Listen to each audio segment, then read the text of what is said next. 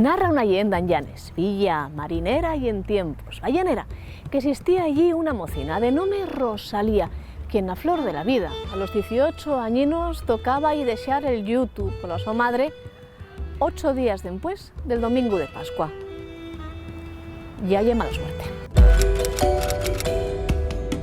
Precisamente el domingo de Pascua, el domingo en el que les mocines estrenaven vestidos y peinábense y maquillábense pa'l so gala. Yo, Rosalía, pensó, ¿qué más daría adelantar un pocuñín el fin del yutu, si eso y permitía pasarla bien el domingo? Total, 8 días, nun diben sentirse. Pues vaya que sí lo sintió. Así que Rosalía, como vos conto, dejó el yutu y dixo y al sopa que iba a venir ese domingo de Pascua a xintar a casa al so prometido, un marinero vizcaíno, guapísimo, que se pirraba pol pexe, y siendo el padre de Rosalía pescador, pues la verdad es que estaba todo el pexe vendido, como se suele decir. Al padre Nuni acababa de convencer a aquel mozu, pero malcriador como yera de la so nenina, accedió a ir a pescar aquella mañana, mientras que Rosalía iba a misa a encontrarse con so galán. El padre decidió desamarrar el bote a la gueta al marisco para el futuro yerno, y Rosalía, bien vestidina, ya con buen color y bien pintados los labios, fue a misa, esperando a encontrarse allí con el so marinero. Y alcontróse con él. Vaya que si se alcontróse con él de la mano d'otra. Tragedia, drama, Rosalía sal corriendo de la iglesia hacia el fuerte.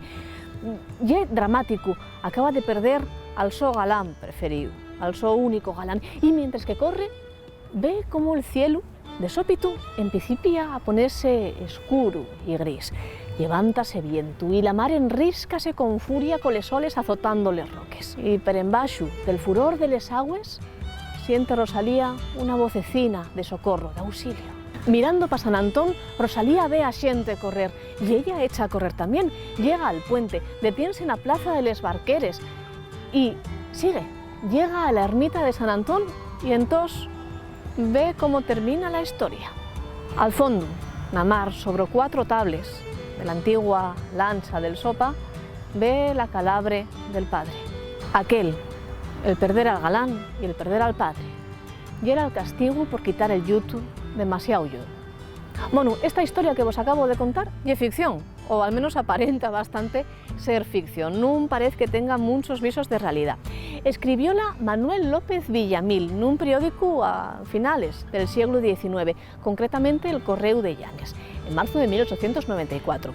Esta leyenda no sabemos si fue creada por Manuel López Villazón o basábase en alguna antigua leyenda que se contara en Llanes na época, pero lo que es claro es que era una leyenda para prevenir a les moces de ir en contra de la tradición, el yutu o la que fuera. Así, les mocines llanisques sabían que si diben es contra la tradición y lo que decían los mayores, pues podían correr la misma triste suerte que Rosalía, que no era la del tra-tra, pero podía serlo. ¿Y vosotros?